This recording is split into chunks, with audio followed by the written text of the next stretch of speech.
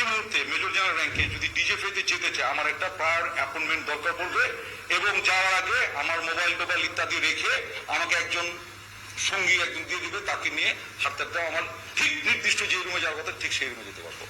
তাহলে ওই ডিজিএফআইতে গত 2009, 2007, 14, 15, 20 ওই সময় কি ঘটেছিল আমি কিভাবে জানবে? কিছু কিছু আইনের ভৌগোলিক বাউন্ডারি থাকে, কিন্তু মূলত যেটা সেটা হচ্ছে যে আপনার it is not the place of occurrence, it is the occurrence to home that will determine how the justice বা trial and court and other things will happen.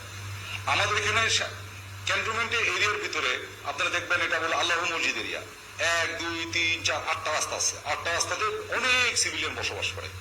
এখানে তো এক সময় তো মনে করেন আমাদের এখানে প্রাইম মিনিস্টার খালেদা জিয়া তো বসবাস করতেন 6 নং রোডে। যদি উনি কি এই 6 নং রোডে বসবাস করে বলে কি ওইখানকার যাবতীয় জিনিস আমরা কি মনিটর করতে পারবো?